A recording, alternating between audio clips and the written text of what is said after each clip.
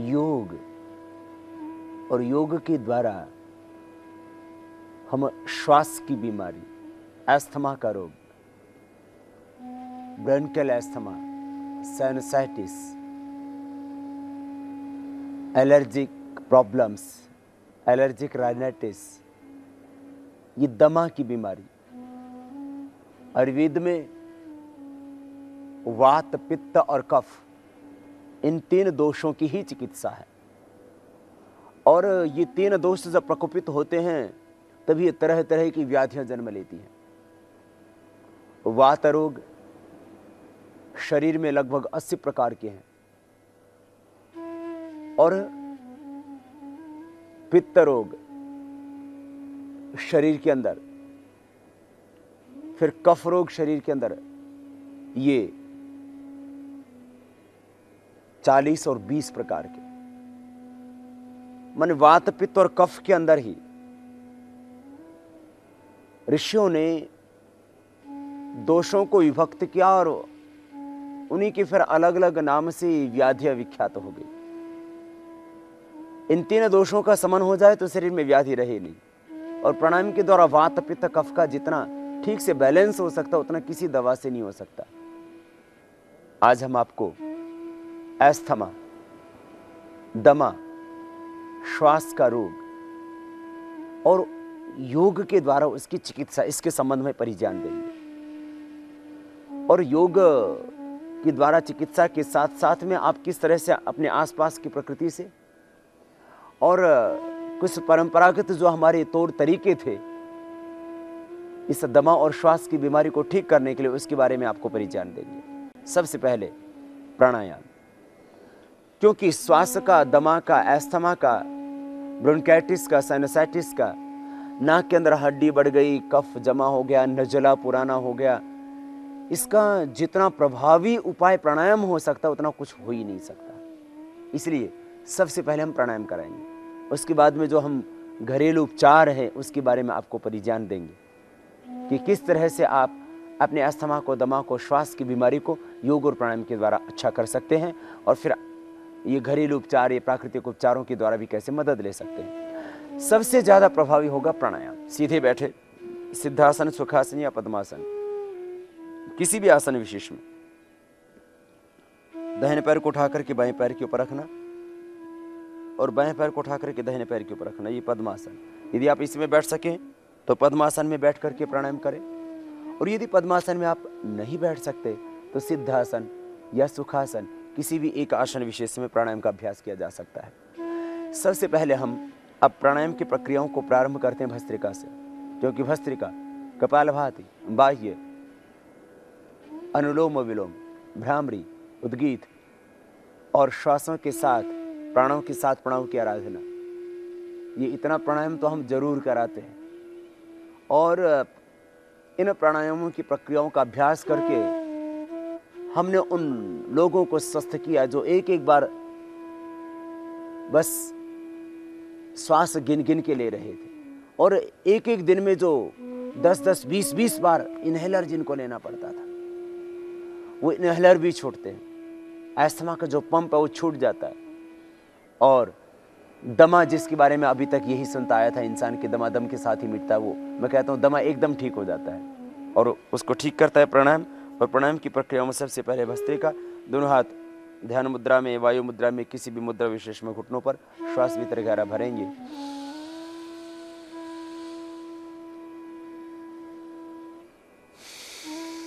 बाहर छोड़ेंगे। दमा के रोगियों के लिए खास, वो बहुत जोर से नहीं करें। यदि दमा का रोगी प्राणायाम को जोर से करेगा यूं,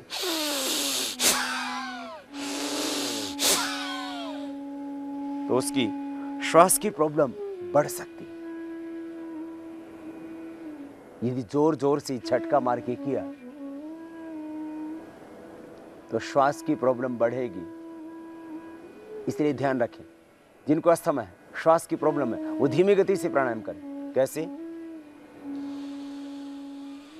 लंबा गहरा श्वास यूं फेफड़ों में भरे, यहां बाहर छोड़, धीरे धीरे श्वासों को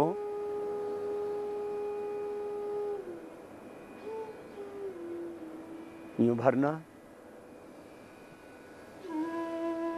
छोड़ देना।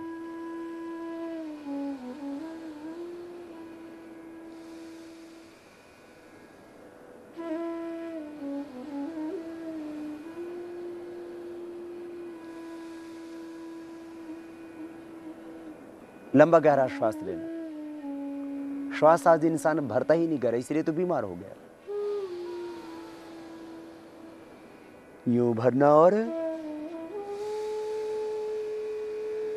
यूं छोड़ देना।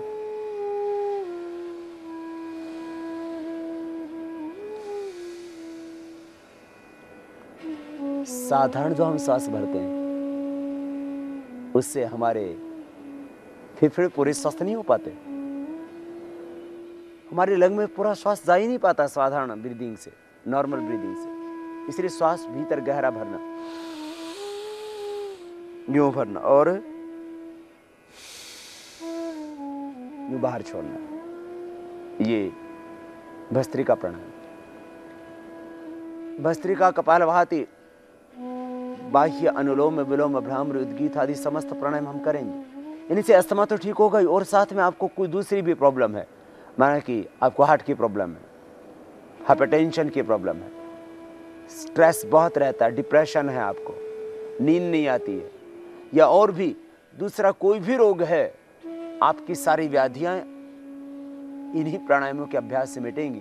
परंतु आपको, क्योंकि यदि अस्थमा है तो अस्थमा के ऊपर आप ज्यादा अपने आप को कंसंट्रेट करना। मन श्वास भीतर गहरा भरते हुए मन में विचार करना, मेरे फेफड़े स्वस्थ हो रहे हैं, मेरे फेफड़ों में शुद्ध प्राण का संचरण हो रहा है, और जो भी भीतर विकार हैं सब दूर हो रहा है। जिनको लंग फाइब्रोसिस की प्रॉब्लम होती है उनको भी हमने अच्छा किया। जो ऑक्सीजन पर थे पेशेंट, जो हर समय मशीन पर रहते थे, उनको भी हमने देखा कि वो प्राणायाम के करने से स्वस्थ हो गए। ऐसा होगा, थोड़ा वक्त लगेगा।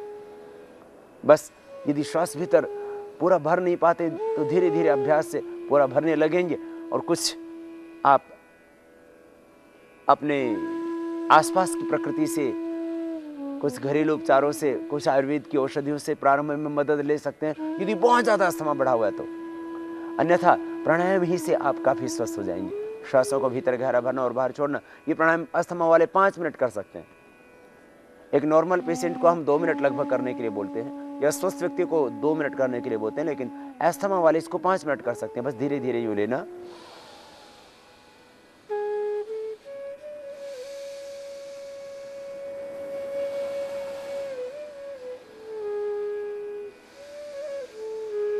अस्थमा वाले पेशेंटों के लिए खास बात, वो बहुत तेजी से नहीं करें, और जब दम फूलने लगे, श्वास बहुत तेज चलने लगे तो धीरे कर देना। आपने माना यूं जोर जोर से किया,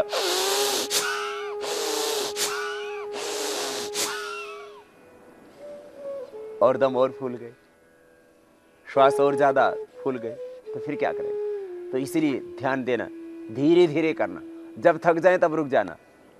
अस्थमा के रोगियों के लिए खास, नहीं तो फिर आपको सीधा ही फिर आईसीयू में भर्ती करना पड़ेगा। यदि बहुत जोर जोर से आपने करना शुरू कर दिया तो फिर सीधा ऑक्सीजन पर ले जाना पड़ेगा आपको। ऑक्सीजन तो अभी भी मिलेगा, लेकिन भाई अभी ऑक्सीजन मिलेगा आपको सहज, वहां मिलेगा फोर्स से। इसलिए आप सहज करो, धीरे धीरे करो।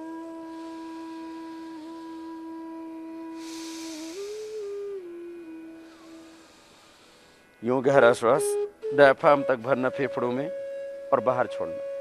ये प्रक्रिया होगी श्वासों को भरने की विशेष। जब भी आप श्वास भरेंगे तब गहरा श्वास भरेंगे, इतना आप ध्यान दें, और बाहर छोड़ेंगे। यूं भरना और यूं छोड़ना। यह भस्त्रिका प्राणायाम। फेफड़ों में श्वास भरना, पेट में नहीं भरना, बस इतना ध्यान देना। लोग बोलते हैं एब्डोमेन ब्रीदिंग करो। एब्डोमेन ब्रीदिंग पूरी तरह से नॉन साइंटिफिक है। ये भस्त्रिका प्राणायाम आप 1 से 2 मिनट, फिर धीरे धीरे 5 मिनट तक आप इसको करेंगे। और अब करते हैं हम कपालभाति प्राणायाम अस्थमा के लिए विशेष, लंग को स्वस्थ बनाने के लिए और कफ आदि जो संचित है दोष भीतर उनको मिटाने के लिए। कपालभाति प्राणायाम श्वासों को बाहर छोड़ना।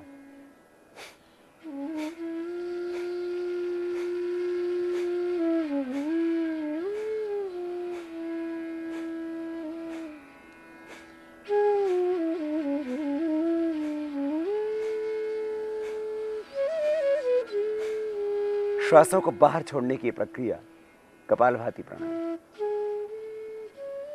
इसको पहले दिन आप करते हैं तो 30 ही बार कर पाते हैं। एक बार में 30 बार, माने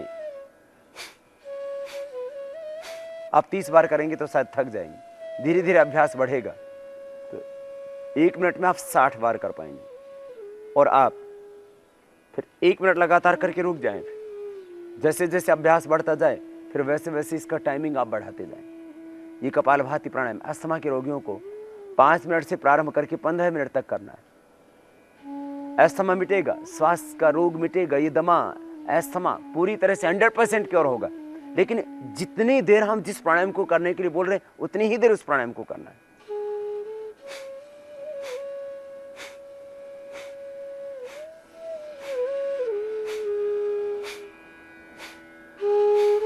इस तरह से श्वासों को बाहर छोड़ते हुए ये कपालभाति प्राणायाम आपको करना है अस्थमा के लिए 15 मिनट। टोटल प्राणायाम आपको करना है लगभग 45 मिनट। भस्त्रिका लगभग 5 मिनट, कपालभाति लगभग 15 मिनट, बाह्य प्राणायाम यदि हो सके तो 3 से 5 बार कर लेना, ना हो तो अग्निसार ही कर लेना उसकी जगह। फिर अनुलोम विलोम प्राणायाम लगभग 15 मिनट, फिर भ्रामरी, उद्गीत और श्वासों पर ओम का ध्यान। ये प्राणायाम भी आप लगभग 3-3 मिनट कर लेना, तो लगभग 45 मिनट लगेंगे आपको प्राणायाम करने में। और यदि आप अस्थमा के पेशेंट हैं तो बीच में विश्राम भी करना पड़ेगा। तो 45 मिनट का सीधा सा अर्थ है जितनी देर आपने प्राणायाम किया कम से कम इससे आधी समय तो आपको विश्राम करना पड़ेगा। तो लगभग 1.5 घंटा लगेगा आपको प्रारंभ में, और टोटल योगी के एक्सरसाइज करने में लगभग 2 घंटे लग जाएंगे। लेकिन अभ्यस्त होने के बाद लगभग 1 घंटा आपको प्रतिदिन लगाना होगा प्राणायाम में, तो फिर अस्थमा आपको नहीं रहेगा। ये कपालभाति श्वासों को बाहर छोड़ना।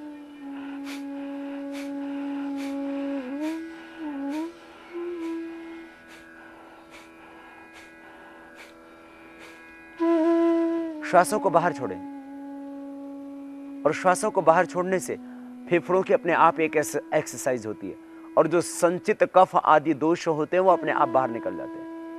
नाक की हड्डी बढ़ी हुई अपने आप ठीक हो जाएगी, ऑपरेशन नहीं कराना पड़ेगा आपको।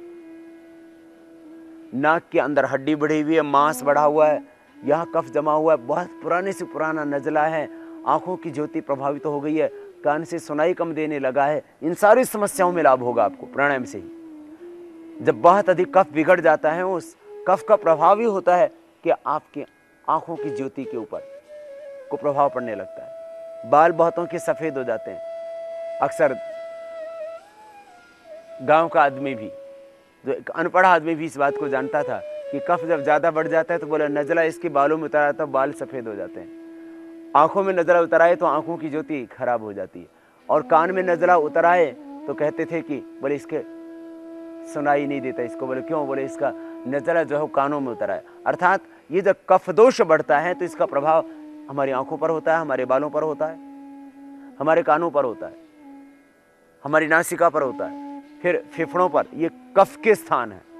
वात पित्त कफ ये जो दोष बढ़ते हैं, तो वात दोष बढ़ता है तो हमारी संधियों को प्रभावित करता है। पित्त दोष बढ़ता है तो आंखों के ऊपर को प्रभाव पड़ने लगता है, आंखें लाल रहने लगती हैं, या सिर घूमने लगता है पित्त रोग बढ़ने से, या फिर एसिड होने लगती है, कलेजे में या छाती में जलन होने लगती है, या फिर पेशाब के अंदर बहुत जलन होने लगती है। तो जैसे पित्त रोग बढ़ता है तो उसके अलग लक्षण है। वात रोग बढ़ता है तो संधियां दर्द करने लगती हैं, तो इसको संधिवात बोलते हैं, गठिया बोलते हैं, अमवात बोलते हैं, जॉइंट पेन होने लगते हैं। और ये जब कफ रोग बढ़ता है तो कफ का प्रभाव पूरे शरीर पर भी पड़ता है। शरीर भी बहुत से लोगों का या तो बहुत स्थूल होने लगता है या बहुत कृशकाय हो जाते हैं। और इसका जो प्रभाव है कफ का, वो हमारे मुख्य रूप से फेफड़ों पर पड़ता है, गले पर पड़ता है, यहाँ माथे पर पड़ता है, फिर कानों पर भी पड़ने लगता है। तो प्राणायाम के करने से ये इस कफ के कारण से होने वाले जो प्रभाव हैं शरीर पर, इनसे भी आपको छुटकारा मिल जाएगा।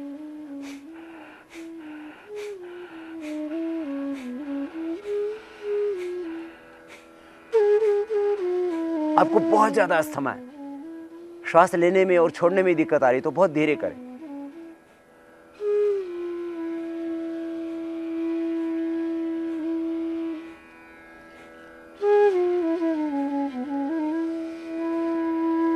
इस तरह से यूं नहीं करना, शरीर नहीं हिलाना और अंदर नहीं भरना, बाहर छोड़ना है।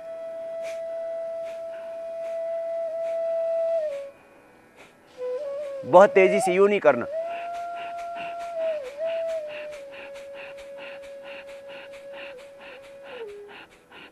ऐसे नहीं, मध्यम गति मध्यम शक्ति के साथ आप कपालभाति प्राणायाम करना।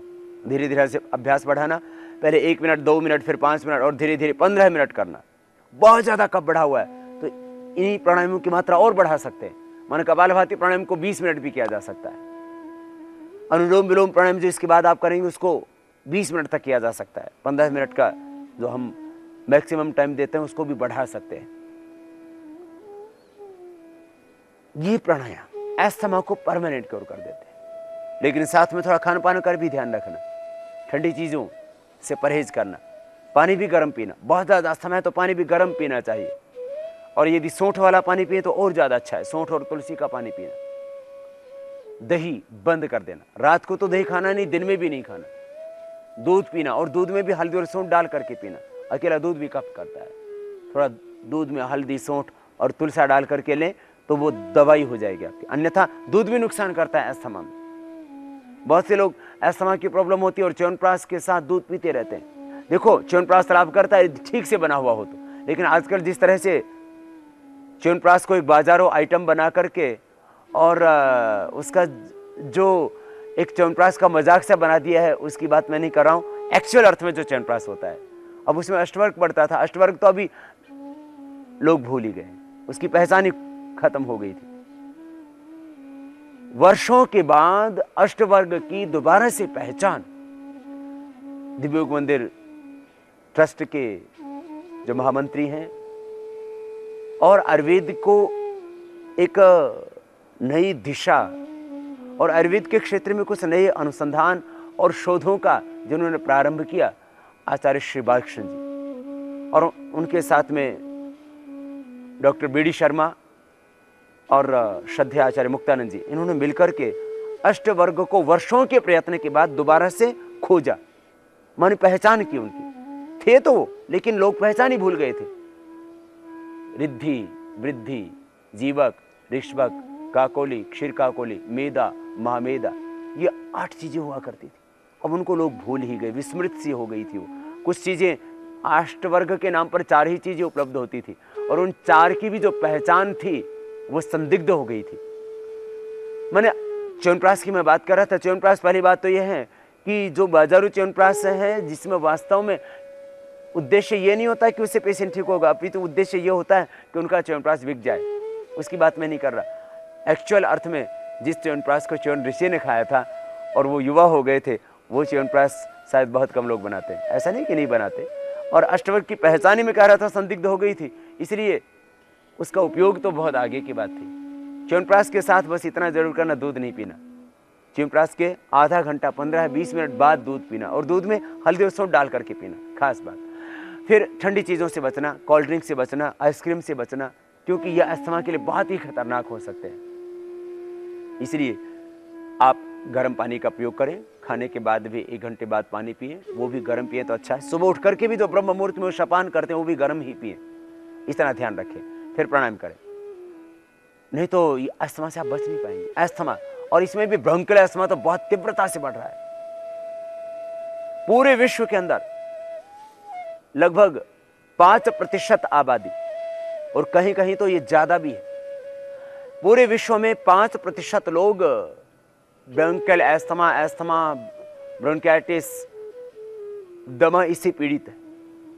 यदि एलर्जिक प्रॉब्लम को जोड़ दिया जाए तो संख्या और ज्यादा बढ़ जाती है। भारत में भी 5 से 17% तक लोगों को ब्रोंकियल अस्थमा, ये दमा, और फिर दूसरे ये श्वास रोग, ये कफ रोग है। तो यदि पूरे विश्व को देखा जाए तो करीब ये श्वास रोग और ये दमे की बीमारियां, ये कफ के रोग करीब 30 से 50 करोड़ लोगों को है, और उन सब का एकमात्र समाधान है प्राणायाम। इसके सिवा इससे मुक्ति हो ही नहीं सकती। जिस तरह से प्रदूषण बढ़ रहा है, गाड़ियों का धुआं, फैक्ट्रियों का धुआं, वायु दूषित हो गया है, जल भी दूषित हो गया है, स्वच्छ हवा में सांस लेना मुश्किल हो गया है। कहां मिलती है स्वच्छ हवा? आदमी ने प्रकृति का दोहन किया, और इतना दोहन किया कि 1,96,08,53,105 वर्षों से जितना दोहन हुआ प्रकृति, माने लगभग इस सृष्टि को बने 200 करोड़ वर्ष हुए। वर्ल्ड वॉच एक संस्था है, पूरे विश्व के अंदर उपभोक्तावादी संस्कृति के जो प्रभाव हैं उसके ऊपर भी अध्ययन करती है। उसका सर्वे इस बात को बताता है कि जब से दुनिया बनी तब से लेकर के और 1950 तक जितना संसाधनों का प्रयोग हुआ, उतने संसाधनों का प्रयोग 1950 से लेकर के और अगले 39 वर्षों में हो गया। माने 39 वर्षों के अंदर 1950 तक जितना प्रकृति का दोहन हुआ, उतना प्रकृति का दोहन उसके बाद के 39 वर्षों के अंदर, 39 ईयर्स के अंदर उतना प्रकृति का दोहन हो गया। ये विडंबना कहिए, बहुत बुरा हाल। प्रकृति का दोहन इतना ज्यादा इंसान ने कर दिया कि आज फिर ये वायु भी दूषित होगा, जल भी दूषित होगा, पूरा वातावरण दूषित हो गया, पर्यावरण की समस्याएं पैदा हो गई, और उसका सबसे ज्यादा कुप्रभाव इंसान ही पर पड़ा, और वह अस्थमा, दमा, और फिर बाद में टीबी और दूसरे कैंसर जैसे खतरनाक रोगों की चपेट में आ गया। और अब एक ही मात्र समाधान है प्राणायाम, जो आपको सबल बनाएगा, प्रबल बनाएगा, ऊर्जा देगा, और उससे इन रोगों से आप बच सकेंगे। इसलिए भस्त्रिका प्राणायाम 5 मिनट करना, कपालभाति प्राणायाम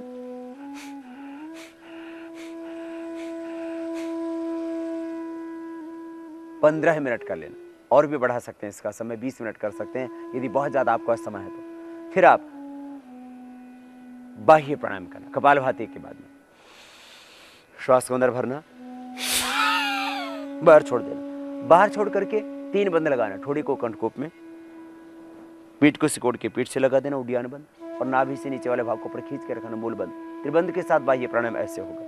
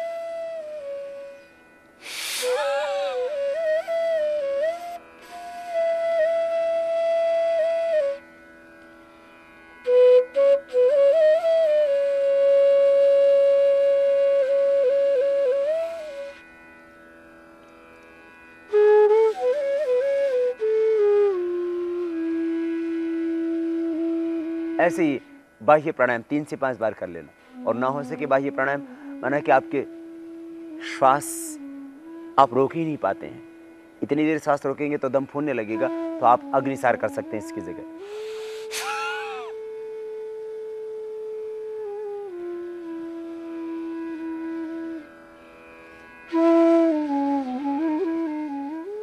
फिर आप अनुलोम विलोम प्राणायाम करना, राइट नोस्ट्रल को अंगूठे से, लेफ्ट को बीच की 2 उंगलियों से बंद करना, बाएं से पूरा भीतर भरना, फिर दाएं से बाहर छोड़ना। और दाएं से भर करके बाएं से बाहर छोड़ना। इस तरह से अनुलोम विलोम प्राणायाम के करने से नाक के अंदर बढ़ा हुआ मांस और ये यहाँ जमा हुआ कफ, माथे में, फेफड़ों में जमा हुआ कफ, ये सब अपने आप दूर हो जाएगा। धीरे धीरे पूरे शरीर का शोधन हो जाएगा अनुलोम विलोम प्राणायाम से।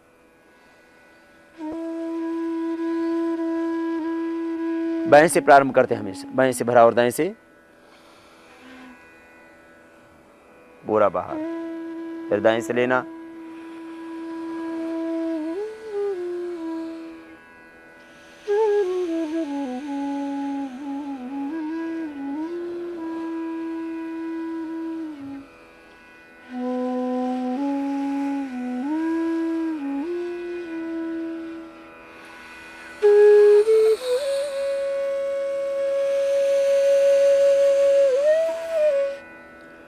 ये अनुलोम विलोम। लंबा लेना, लंबा छोड़ना, डायफ्राम तक, फेफड़ों में गहरा सांस भरना, फेफड़ों में, छाती में सांस भरना, पेट में नहीं भरना, बस इतना ध्यान देना, अस्थमा की प्रॉब्लम मिट जाएगी। धीरे धीरे अभ्यास बढ़ाना। आप 1 मिनट ही करेंगे अनुलोम विलोम तो थक जाएंगे, फिर रुक जाना, फिर करना, फिर रुक जाना, इस तरह से रुक रुक के करना। बाद में अभ्यास होने के बाद आप लगातार इसको 15 मिनट भी कर सकेंगे, लेकिन उसमें वक्त लगेगा। एकदम आप करने जाएंगे तो नहीं कर पाएंगे, थक जाएंगे। इसलिए शक्ति का अतिक्रमण न करें, जितना सहज हो उतना करें, धीरे धीरे अभ्यास को बढ़ाएं। दमा, अस्थमा, श्वास, एलर्जिक प्रॉब्लम के लिए बहुत जरूरी, जितना ज्यादा ऑक्सीजन मिलेगा आपके फेफड़ों को, जितने आपके फेफड़ों की एक्सरसाइज होगी, सबसे ज्यादा लाभ ही प्राणायाम में फेफड़ों के रोगों में होता है। उसके बाद दूसरे लाभ होते हैं।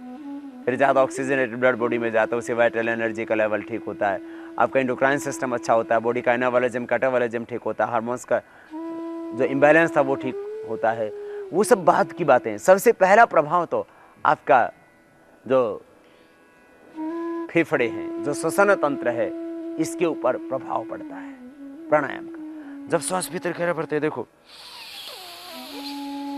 तो फेफड़े फूल जाते, तो पूरी एक्सरसाइज फेफड़ों की हो जाती है। और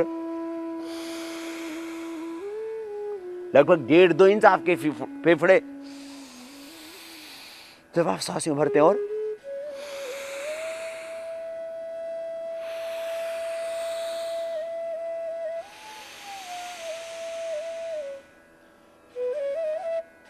जब सांस भरते हैं तो फेफड़े फूलते हैं, जब श्वास छोड़ते हैं तो फेफड़े सिकुड़ते हैं। तो ये फेफड़ों के अंदर एक आकुंचन प्रसारण की क्रिया होने से फेफड़ों का स्वास्थ्य अच्छा होता है, सीधी सी बात है। भस्त्रिका में भी तो यही होता है, श्वास में भरते हैं तो फेफड़े फूलते हैं, श्वास छोड़ते हैं तो फेफड़े सिकुड़ते हैं। कपालभाति में फिर फेफड़ों की एक्सरसाइज होती है, धीमे धीमे धीमे धीमे, और वहां जो जमा कफ आदि विकार हैं वो सब ठीक हो जाते हैं। अंदर जो सेलिंग आ गई है, श्वास नली में सोथ आ गया, वो ठीक हो जाता है। तो ब्रैंकल एस्थमा, और अंदर जो फाइब्रोसिस हो गए, गांठें हो गई फेफड़ों के अंदर, वो भी ठीक हो जाती हैं। बॉडी की कहीं पर कोई भी गांठ है, वो सारी सिस्ट और फाइब्रोसिस अपने आप ही दूर हो जाते हैं प्राणायाम से। अद्भुत लाभ होता है प्राणायाम से। बस जितने समय हम कह रहे हैं उतने समय करना। 5 बार कपालभाति करने से, 5 बार अनुलोम विलोम करने से, 5 बार भस्त्रिका करने से अस्थमा ठीक नहीं होगा। गलतफहमी में न रहना। कभी तुम ये सोचो कि स्वामी जी ने कहा था अस्थमा ठीक हो जाएगा, मेरा तो अस्थमा ठीक नहीं हुआ, तुमने 5 बार किया। मैंने कहा था 500 बार करना, 1500 बार करना। आप कपालभाति प्राणायाम यदि 15 मिनट करते हैं तो 900 बार हो जाता है। और बहुत ज्यादा अस्थमा है आपको, माने दिन भर में आपको 15-20 बार ही इनहेलर लेना पड़ता है तो भी छूट जाएगा।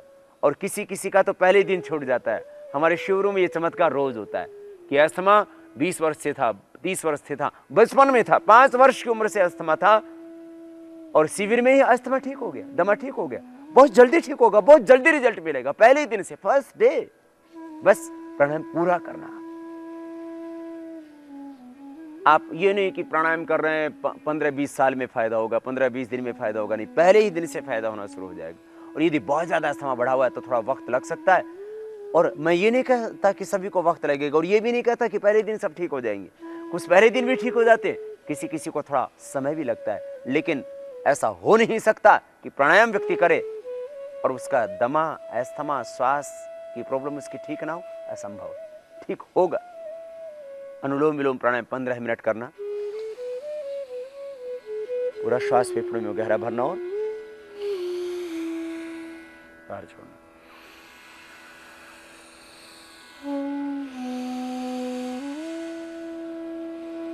अस्थमा के लिए बहुत जरूरी है, लगातार करना। जब थक जाओ तब रुक जाना। फिर इसके बाद में जब पूरा थक जाए तब भ्रामरी प्राणायाम करें, उद्गीत प्राणायाम करें, उससे ध्यान भी अपने आप लगेगा। श्वास भीतर गहरे भरते हुए मन में एक ही विचार, बार बार एक ही संकल्प, मेरे फेफड़े स्वस्थ हो रहे हैं, शुद्ध प्राण का संचरण हो रहा है, पूरा ऑक्सीजन मिल रहा है फेफड़ों को। बस सोचते जाना। जो तुम मन में सोचोगे वही तो तन में घटित होगा। मन का प्रतिबिंब है ये तुम्हारा जीवन, और कुछ भी तो नहीं। इसलिए हमेशा पॉजिटिव सोचो, हमेशा सकारात्मक सोच रखो। ऑलवेज थिंक पॉजिटिव, हमेशा पॉजिटिव सोचो। जितने तुम सकारात्मक रहोगे उतने ही तुम्हारे भीतर सृजन होगा, जितने तुम नकारात्मक होगे उतने ही भीतर और बाहर विध्वंस विघटन होगा। इसलिए पॉजिटिव एटीट्यूड के साथ, सकारात्मक दृष्टि के साथ, पवित्र संकल्प के साथ आप प्राणायाम करना, और फिर देखना कि अस्थमा कैसे ठीक होता है। एकदम, मैं कहता हूं ना, दमा एकदम ठीक होता है। तुम महसूस कर सकोगे पहले ही दिन। योग में खास बात हमने देश और दुनिया के लोगों को यही बताई कि प्राणायाम करो और आज करो, अभी करो और अभी पाओ इंस्टेंट रिजल्ट। अनुलोम विलोम के बाद भ्रामरी में पहले उंगली माथे पर, शेष 3 उंगली आंखों पर, कान पूरे बंद अंगूठे से, श्वासों को भीतर गहरा भरना और बाहर छोड़ना। भ्रमर की तरह नाद करते हुए इसको 3 से 5 बार कर लेना, जितना आपके पास वक्त हो। 3 बार तो करना ही है। अजय चक्र में एक आभा, एक ज्योति का आलोक अपने आप प्रकट होगा। क्योंकि जब आप 15 मिनट अनुलोम विलोम कर लेंगे, 15 मिनट कपालभाति इससे पहले कर लेंगे, तो मन आप अपने आप ही शांत हो जाता है। योगश्चित्त वृत्ति निरोध तथा दृष्टो स्वरूप अवस्थानम। और केवल इतना ही नहीं, तुम निर्विचार हो जाओगे करते करते प्राणायाम। निर्विचार वैशारद्य अध्यात्म प्रसादरितम भ्रा तत् प्रज्ञा, वो अध्यात्म का उन्नत स्तर, रितंभरा प्रज्ञा, ईश्वरी कृपा का प्रसाद तुम्हें मिलेगा सहज। तुम अजय चक्र में ध्यान करते हुए करना भ्रामरी प्राणायाम, तुम पाओगे कि तुम विराट के साथ एकाकार अपने आप ही हो जाओगे।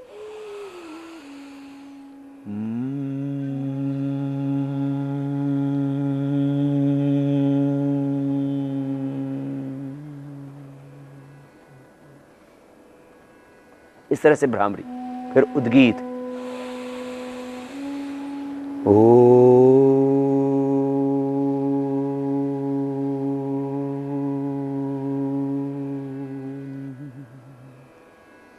तो ये भ्रामरी और उद्गीत 3 से 5 बार, 3 से 5 बार करने के बाद थोड़ी देर श्वासों पर ओम का ध्यान करना।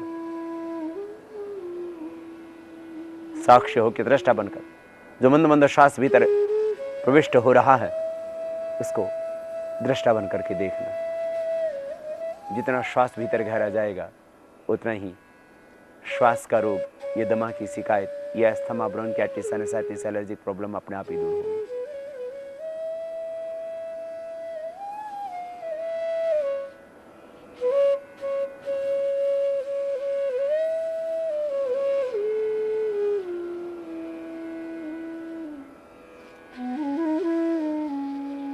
तो ये इतना सा प्राणायाम। इसमें 1-2 प्राणायाम और जोड़ सकते हैं आप आरोग्य की दृष्टि से। उज्जाई प्राणायाम गले के लिए, थायराइड के लिए, कफ बहुत जमा है आपके गले में, उसके लिए श्वासों को भीतर गहरा भरना।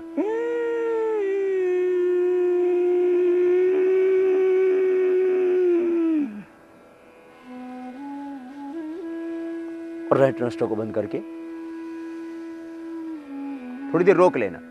इससे फायदा होगा, लाभ होगा, बेनिफिट मिलेगा ज्यादा। थोड़ी देर रोक लेना, 10-15 मिनट सेकंड।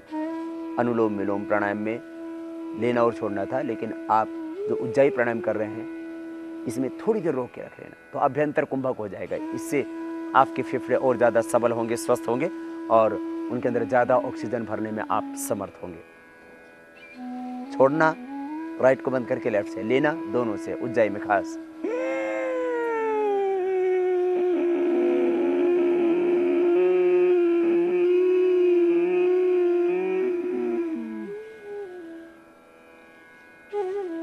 पूरा श्वास फेफड़ों में भर, थोड़ी देर रोक के रखा, अभ्यंतर कुंभक की। यदि हार्ट बीट की प्रॉब्लम है तो रोकना ही नहीं, फिर राइट रेस्ट को बंद करके लेफ्ट से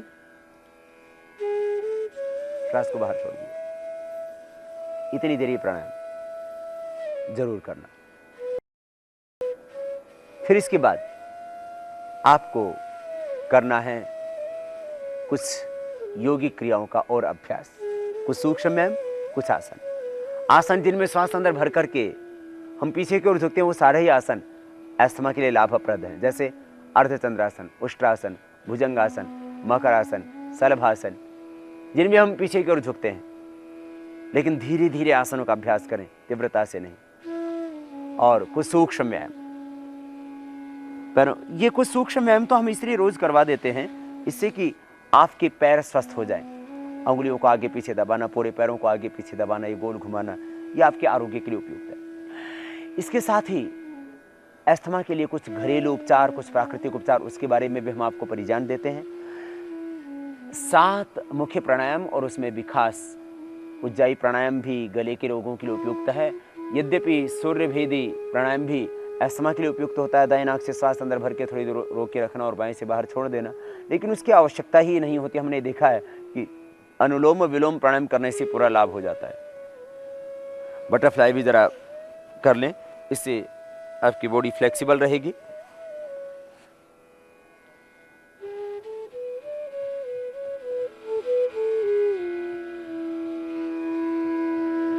और कुछ सूक्ष्म व्यायाम की क्रियाएं जो हम अक्सर हर इंसान को करने के लिए बोलते हैं, और उसमें भी जो इन 5 प्रक्रियाओं के अंदर जो हाथों के द्वारा निष्पन्न होती हैं, ये जो सेकंड क्रिया है इसमें, ये अस्थमा के लिए विशेष लाभ करती है। इससे फेफड़े स्वस्थ होते हैं, सामने कोहनियां मिलती हैं, पूरा गोल घुमाते हैं, श्वास अंदर भरते हुए यूं और इस तरह से विपरीत दिशा से।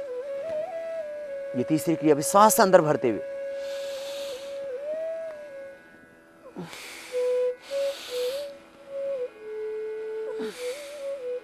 फिर चौथी प्रक्रिया श्वास अंदर भरते हुए हाथों से सिर की ओर से हाथों की ओर दबाव डालना, फिर एक हाथ से भी इसको करना और फिर दोनों कंधों को गोल घुमा देना। ये इतनी सी सूक्ष्म व्यायाम की प्रक्रियाएं रोज कर लेना। फिर कुछ आसन जो हम एक पूरा पैकेज ही है, सभी को बताते हैं, उन्हीं आसनों को आप खास कर लेना।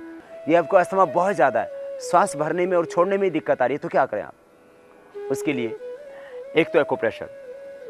एक्यूप्रेशर में ये फेफड़ों का पॉइंट है, ये 2 अंगुलियां इनके नीचे, ये जीवन रेखा, इसके ऊपर ये पॉइंट।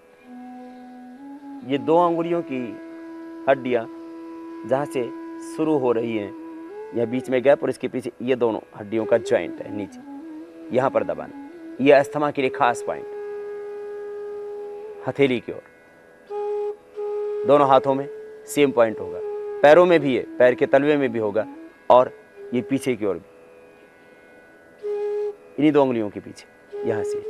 ये अस्थमा के लिए पॉइंट, कफ के लिए।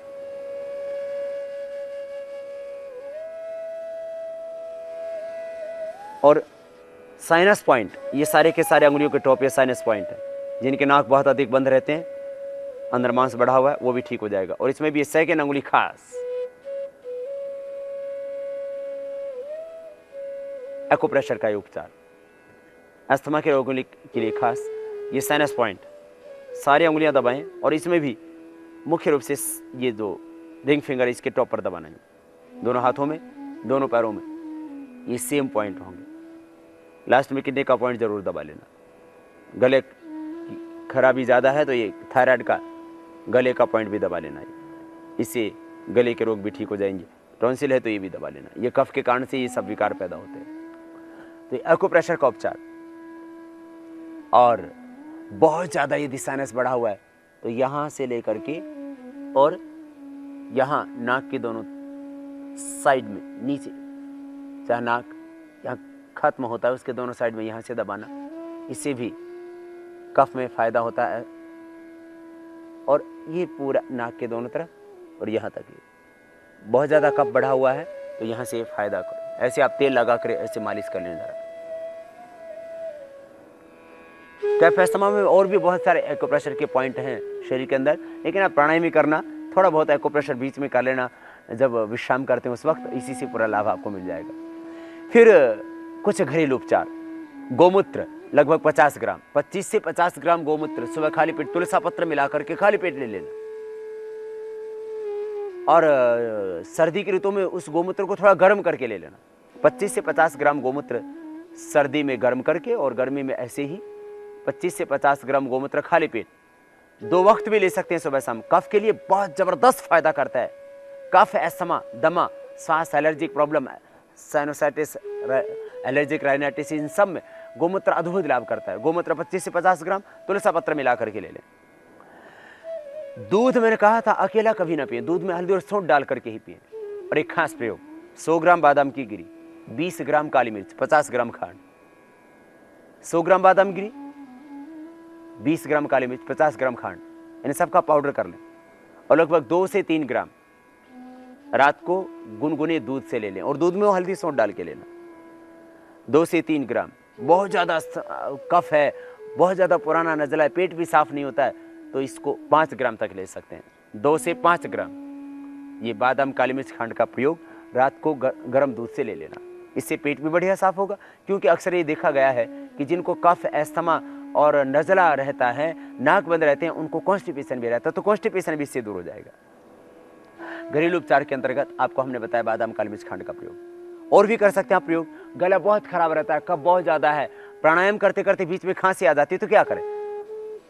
मुलेठी एक छोटा टुकड़ा, यष्टि मधु, मुलेठी, जेठी मध गुजराती में बोलते हैं। मुलेठी एक लकड़ी होती है, रूट होता है एक जड़ी बूटी का। मुलेठी एक छोटा टुकड़ा, 2-3 काली मिर्च, 1 लौंग और थोड़ी सी मिश्री, ये मुंह में डाल लें। और थोड़ी देर उसको मुंह में डाल करके धीरे धीरे चूसे उसको, तो उसका रस अंदर जाएगा। उससे पुराने से पुराना नज़ला, पुरानी से पुरानी खांसी, कितना ही आपको अस्थमा, दमा की प्रॉब्लम है, गला कितना ही खराब है, गला बैठ गया, आवाज़ ही नहीं बाहर निकलती है, और प्राणायाम करते करते खांसी आ जाती है, तो ये मुंह में डाल करके प्राणायाम करना। मुलेठी, काली मिर्च 2-3 नग, मुलेठी एक छोटा टुकड़ा, मिश्री का एक छोटा टुकड़ा और 1 लौंग, बस ये घर में सभी के उपलब्ध है, इनसे आप उपचार करें अपना। मुलेठी, काली मिर्च, मिश्री और लौंग का ये प्रयोग बहुत ही अद्भुत होता है। फिर आपको कफ के कारण से इतनी ज्यादा कफ की समस्या बढ़ी हुई कि बुखार भी हो गया, तो क्या करें? 7 से 10 पत्ते तुलसी के, 5 लौंग, बस इसको पानी में उबाल लीजिए। इसमें थोड़ी सी सौंठ डाल सकते हैं या अदरक डाल सकते हैं। उबालिए अच्छी तरह से 1 गिलास पानी में, और 1/4 बजे छान के पी जाइए, बुखार ठीक हो जाएगा। अस्थमा के लिए, कफ के लिए कुछ घरेलू उपचार और आप अपने ही घर के अंदर कुछ चीजों का प्रयोग कर सकते हैं। जैसे आयुर्वेद की दृष्टि से देखा जाए तो शिलाजीत अस्थमा कफ के लिए बहुत उपयोगी। शिलाजीत 1-1 ड्रॉप उसी हल्दी वाले दूध के अंदर, जो हल्दी और सौंठ, दूध अकेला कभी नहीं पीना कफ के रोगियों को, हल्दी वाले दूध के अंदर ही 1-1 बूंद, बहुत ज्यादा कफ है तो 2-2 बूंद भी शिलाजीत की ली जा सकती है। बहुत ज्यादा कफ होने पर बात कर रहा हूं, वैसे मैक्सिमम लोगों का कफ, अस्थमा, ब्रोंकाइटिस, साइनोसाइटिस का जो प्रॉब्लम है, ये प्राणायाम ही से अच्छी हो जाती है ये सारी समस्याएं। परंतु बहुत ज्यादा अस्थमा बढ़ा हुआ है, तब मैं बात कर रहा हूं कि आप इन औषधियों का प्रयोग कर सकते हैं। त्रिकुटा और पंचकोल एक ऐसी घरेलू औषधि है जो पहले हर भारत के घर में हुआ करती थी। त्रिकुटा माने सौंठ, पीपल, काली मिर्च, 100 ग्राम सौंठ, 100 ग्राम पीपल, 100 ग्राम काली मिर्च, माने एक जैसी मात्रा में सौंठ, पीपल, काली मिर्च, इक्वल क्वांटिटी, सम मात्रा, बराबर ले लें सबको। सौंठ, पीपल, काली मिर्च तीनों का पाउडर करके बराबर मात्रा में एक जगह मिला लें, ये त्रिकुटा कहलाता है। ये त्रिकुटा गले के लिए, थायराइड के लिए, टॉन्सिल के लिए, सब बीमारियों के लिए काम आता है, और कफ अस्थमा के लिए तो विशेष।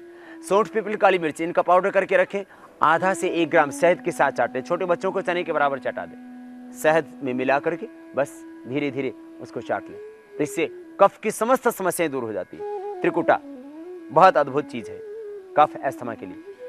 एक काढ़ा आप घर में रखिए, सर्दी, जुकाम, बुखार, कफ, नज़ला, अस्थमा और इंडाइजेशन, अपचन, मंदाग्नि, पेट की सारी समस्याएं भी इससे मैक्सिमम दूर हो जाएंगी, एसिडिटी को छोड़ करके।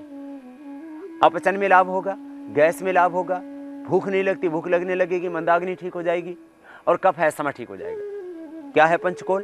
पंचकोल का एक काढ़ा पीना। पीपल, पीपला मूल, चित्रक, चव्य, सूंठ। पीपल, पीपला मूल, चित्रक, चव्य, सूंठ, ये 5 चीजें पंचकोल कहलाती। आयुर्वेद में पंचकोल, पंचसकार, कुछ ऐसे आम ऐसी चीजें होती थी जिसको भारत का हर इंसान जानता था, इसलिए भारत का हर आदमी वैद्य हुआ करता था। लेकिन वो वैद्य मैंने इस रूप में कि आत्मनिर्भर था, वो अपना स्वास्थ्य अच्छा करने में, वो अपने आसपास की प्रकृति से थोड़ी मदद लेकर के, थोड़ा योगाभ्यास करके अपने स्वास्थ्य को स्वयं अच्छा रखा करता था। इतने लाखों डॉक्टर नहीं थे। ये सब जो है, इतने डॉक्टर, और इन सब के बावजूद भी बीमारियां बढ़ती जा रही है, क्योंकि आदमी जागरूक नहीं। इसलिए हम उसको जागरूक बनाते हैं, उसको आत्मनिर्भर बनाते हैं कि आरोग्य हमारा जन्मसिद्ध अधिकार है और हम स्वयं स्वस्थ रहें, आत्मनिर्भर रहें अपने आरोग्य को अच्छा करने में। तो पीपल, पीपला मूल, चित्रक, चव्य, सूंठ, ये 5 चीजें आप अनुसारी से ले लेना। बस इनमें घुन लगा हुआ ना हो, बहुत पुरानी ना हो, गंध ना आ रही हो, इसके ऊपर फफूंद लगी भी ना हो, जरा चेक करके ले लेना। पीपल, पीपला मूल, चित्रक, चव्य, सूंठ, इन 5 चीज़ों को बराबर मात्रा में लेकर के, माना 50-50 ग्राम लेते हैं तो 250 ग्राम हो जाएंगी सारी चीज़ें।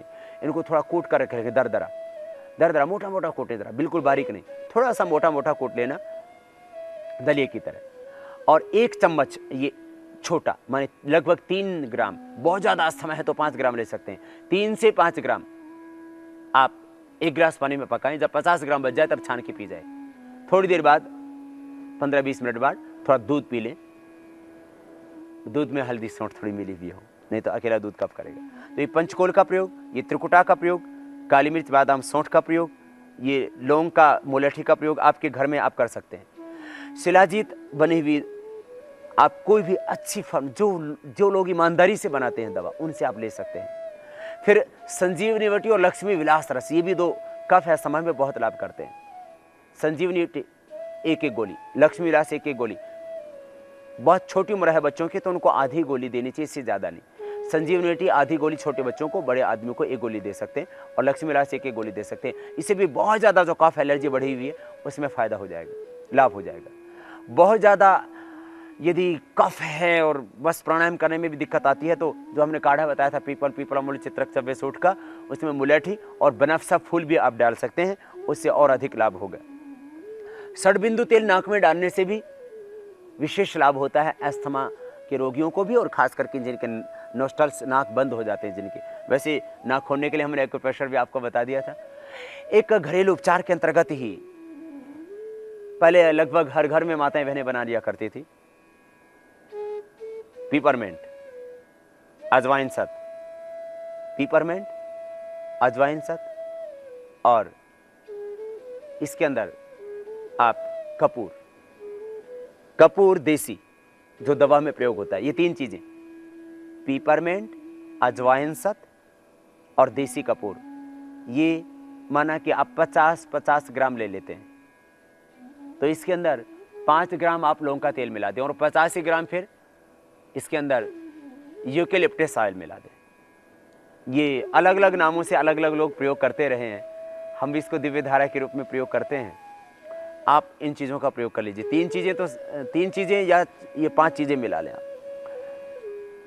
यूकेलिप्टस ऑयल, पिपरमेंट, अजवाइन सत, देसी कपूर, ये 50-50 ग्राम ले लें सब चीज़ें, और इसके अंदर 5 ग्राम लौंग का तेल मिला दें। तो एक ऐसी दवाई तैयार हो गई है जो नाक में लगाएंगे तो नाक खुल जाएंगी। यहाँ थोड़ा सा तेल में लगा करके यहाँ फेफड़ों पर मालिश कर देंगे तो फेफड़े स्वस्थ हो जाएंगे, जमाव का बाहर निकल जाएगा। यदि इसको पानी में डाल करके आंखें बंद करके आपको यदि ये इसकी वाष्प ले लेंगे तो नाक खुल जाएंगे आपके। यदि आपको बहुत ज़्यादा कफ अस्थमा है तो थोड़ा सा इसको जो है खांड में डाल करके आप खा जाना, या गर्म पानी में 4-5 बूंद डाल करके आप पी जाना। गर्म पानी में 4-5 बूंद डाल के पी लीजिए, गैस भी ठीक, एसिडिटी ठीक, और भी पेट की सारी समस्या, उल्टी भी ठीक, दस्त भी ठीक। इसी से उल्टी, दस्त, गैस, एसिडिटी, कफ, अस्थमा, नज़ला, पेट का दर्द, और यदि दांत में दर्द हो रहा है तो थोड़ा सा रुइया में लगाओ, और दांत के ऊपर लगा तो दांत का दर्द भी अच्छा। ये आपको कोई दिव्य धारा के नाम से तो फिर कोई और दूसरी धाराओं के नाम से इनको बनाते हैं। तो ये जो है आपको एक घरेलू उपचार जो आप घर में बना करके रख सकते हैं। और कभी भी बच्चों को ये प्रॉब्लम होती रहती है, किसी को दांत दर्द, कभी किसी को पेट दर्द, उल्टी, दस्त और पेट की बदहजमी की शिकायतें, कफ नज़ला, इन सब के लिए विशेष उपयोगी। फिर आयुर्वेद के अंदर षटकर्म का विधान है शोधन के लिए। धोतीर बस्तिस तथा नेतिस, धोती बस्ती नेति, धोती बस्ती तथा नेतिस, त्राटकम नोलिकम तथा कपालभातिश्चैतानि षटकर्म प्रचक्षते। हठयोग प्रतीका के अंदर ये षटकर्म का विधान। कपालभाति तो हमने बता ही दी, शोधन की क्रिया। फिर इसमें एक कुंजर क्रिया होती है, कुंजर क्रिया, वमन क्रिया, वमन धोती। आप सुबह टॉयलेट आदि से निवृत्त होकर के, शौच आदि से निवृत्त होकर के गर्म पानी पिए, और उस गर्म पानी में थोड़ा सौंठ और सौंफ मिला करके और उबाल करके छान करके पिएंगे तो और ज़्यादा अच्छा रहेगा। माने आप अधिकतम 1 लीटर पानी पी सकते हैं। 2 गिलास से लेकर के 4 गिलास पानी, उसके अंदर आधी चम्मच सौंफ डाल लें और लगभग 1-2 ग्राम सौंठ, और उसको उबाल लें। 2 से 4 गिलास पानी के अंदर आधी चम्मच सौंठ और लगभग आधी चम्मच आप डाल सकते हैं उसके अंदर सौंफ की। सौंफ और सौंठ पानी में डाल के उबाल करके और इसको छान करके और थोड़ा गुनगुना पिए, और पी करके फिर वमन कर दें 90 डिग्री पर यूं झुक करके, और ये दोनों हाथ डाल करके और पानी को बाहर निकाल दें। तो ये जो क्रिया होती है, ये कुंजर क्रिया, वमन धोती, ये भी विशेष लाभ करती है। रोज नहीं करना, लेकिन ये बहुत ज्यादा कब बढ़ा हुआ है तो 1 सप्ताह आप लगातार भी कर सकते हैं, लेकिन बाद में फिर 2 दिन में, फिर 3 दिन में, फिर सप्ताह में 1 बार। पूर्ण स्वस्थ व्यक्ति को भी कभी कभी ये कर लेनी चाहिए वमन क्रिया।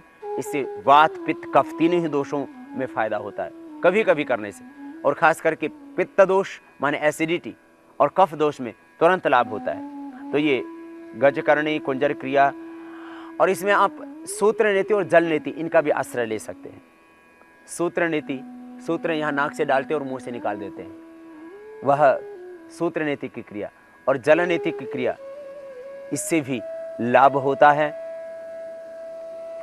इस अस्थमा की प्रॉब्लम में, दमा की प्रॉब्लम में, एलर्जी की प्रॉब्लम में। वैसे प्राणायाम के करने से भी नीति क्रिया की आवश्यकता ही अक्सर नहीं पड़ती। और जल नीति खास करके कुछ लोग करते हैं तो उससे पानी रुक जाता है, तो उससे हानि और हो जाती है। जल नीति में सावधानियां हैं पूरी, उसको हम फिर कभी आपको बताएंगे। जल नीति की क्रिया भी कफ रोगों में उपयोगी होती है, लेकिन उसको ठीक विधि से करना चाहिए। यदि थोड़ी सी भी सावधानी नहीं रहेगी तो आपको नुकसान हो सकता है। तो जल नीति की क्रिया, सूत्र नीति की क्रिया, ये सब नहीं तो आप तेल नीति तो कर ही सकते हैं। रात को सोते समय बादाम रोगन या षडबिंदु तेल आदि आप नाक में डाल लीजिए, उससे भी आपको लाभ हो जाएगा अस्थमा की प्रॉब्लम में। तो ये थोड़ा सा घरेलू उपचार। आसनों की प्रक्रिया में जो हम उष्ट्रासन, अर्धचंद्रासन, भुजंगासन, मकरासन, जिन आसनों में श्वास अंदर भर करके अभ्यास किए जाते हैं, वे सारे के सारे आसन जिनमें हम श्वास अंदर भर करके योग अभ्यास करते हैं, वो सब के सब अस्थमा में लाभ करते हैं। तो ये अस्थमा के लिए विशेष प्रोग्राम कि आप दमा से जूझ रहे हैं और दमा आपका दम निकाले जा रहा है, और हकीमों ने, डॉक्टरों ने, सभी ने कह दिया कि बोले अस्थमा ठीक नहीं होगा। अभी टीबी के ऊपर मैं ज़्यादा टिप्पणी इसलिए नहीं करता कि उसके ऊपर अभी शोध और अध्ययन का कार्य, अनुसंधान का कार्य हमारा जारी है। उसके ऊपर आगे हम कुछ कह पाएंगे, लेकिन इतनी बात ज़रूर है, यदि आपने प्राणायाम किया तो आपको टीबी होगी ही नहीं। और कुछ पेशेंट ऐसे ज़रूर मिले हमसे कि जिनको दवा से भी फायदा नहीं हो रहा था टीबी में, और प्राणायाम किया और प्राणायाम से उनकी टीबी की प्रॉब्लम अच्छी हो गई। आप प्राणायाम करें, प्राणायाम से फेफड़ों की समस्याएं निश्चित रूप से दूर होती हैं, इसमें कोई शंका है ही नहीं। और देश और दुनिया के करोड़ों लोगों के लिए ये ऋषियों का प्राणायाम का एक बहुत बड़ा वरदान है, जिससे आप अस्थमा से, दमा से, कफ, एलर्जी से मुक्ति पा सकते हैं। और कोई दूसरा उपाय है ही नहीं, प्राणायाम के सिवा और कोई दूसरा साधन अस्थमा को ठीक करने के लिए हो ही नहीं सकता। इसलिए प्रतिदिन पौना घंटा प्राणायाम, बहुत ज़्यादा कफ अस्थमा बढ़ा हुआ है तो धीरे धीरे अभ्यास करेंगे तो लगभग 1.5 घंटा लगेगा। बाद में ठीक होने के बाद भी आप 10 मिनट कपालभाति, 10 मिनट अनुलोम विलोम, ये 2 प्राणायाम तो छोड़ना ही नहीं आप। इन्हीं को करने से आप सदा स्वस्थ रहेंगे। आपकी ये अस्थमा की प्रॉब्लम कभी दोबारा से भी नहीं होगी। हमने देखा 5 साल के बच्चों से लेकर के और 80 साल तक के बूढ़ों तक को इसी योग ही से अच्छा किया। बस प्राणायाम आप खुले स्थान पर बैठ करके करना। लेकिन खास बात, यदि सर्दी की ऋतु है और बहुत ठंडी हवाएं चल रही हैं तो आप खुले मैदान में बैठ के नहीं करना, फिर कमरे में ही करना। लेकिन कमरे की थोड़ी खिड़कियां खोल देना, ऑक्सीजन मिलना चाहिए। बंद कमरे में खिड़कियां बंद करके प्राणायाम नहीं करना चाहिए। परंतु अस्थमा के रोगियों को खुली हवा में भी, खास करके सर्दी की ऋतु में प्राणायाम नहीं करना चाहिए। सर्दी की ऋतु में खुली हवा में नहीं करें प्राणायाम, सर्दी की ऋतु में कमरे में प्राणायाम करना चाहिए अस्थमा के रोगियों को। बस इतना सा ध्यान दें। बहुत ठंडी हवाओं के अंदर प्राणायाम करने से कई बार नुकसान हो जाता है। बस यदि इतना आपने ध्यान दिया तो मैं समझता हूँ कि आपके ये अस्थमा की प्रॉब्लम निश्चित रूप से ठीक हो जाएगी। आसनों का अभ्यास हम प्रतिदिन आपको सिखाते रहते हैं, उससे और आप सीख लेना। वैसे बिना आसन किए मात्र प्राणायाम से ही अस्थमा अच्छा हो जाता है। खान पान में थोड़ा परिवर्तन करें, ठंडी चीज़ों से बचें, खट्टी चीज़ों से बचें, फास्ट फूड से बचें, कोल्ड ड्रिंक से बचें, आइसक्रीम से बचें। सिंपल फूड लें और उसमें अदरक का प्रयोग और थोड़ा काली मिर्च का प्रयोग अपने भोजन में ज़रूर आप रखें। और पानी हमेशा गर्म पिए, खाने के 1 घंटे बाद पानी पिएं, तुरंत खाने के बाद पानी भी ना पिएं। इतना ज़रूर आप ध्यान देंगे तो निश्चित रूप से अस्थमा की प्रॉब्लम आपकी ठीक हो जाएगी। जो हम कहते हैं दमा एकदम ठीक होता है, ये बात आपको सच में प्रतीत होगी। ध्यान रखें, ठंडी चीजें, कोल्ड ड्रिंक्स, आइसक्रीम, फ्रिज का पानी, फास्ट फूड, जंक फूड, दही, खटाई व अचार आदि का सेवन न करें। प्राणायाम से सबसे अधिक लाभ फेफड़ों को ही मिलता है। प्राणायाम धीमी गति से करें। कपालभाति प्राणायाम 3-3 मिनट के अंतराल से करें। सर्दियों में प्राणायाम खुले स्थानों में न करें। गर्म पानी में थोड़ी हल्दी, सौंठ व तुलसा पत्र डालकर प्रातः उठते ही व खाने के 1 घंटे बाद नियमित सेवन करें। दूध कभी सादा न पिएं, उसमें हल्दी व सौंठ जरूर डालें। घरेलू उपचार, गौमूत्र में तुलसा पत्र मिलाकर सुबह शाम खाली पेट लें। सर्दियों में गौमूत्र को गर्म कर प्रयोग में लाएं।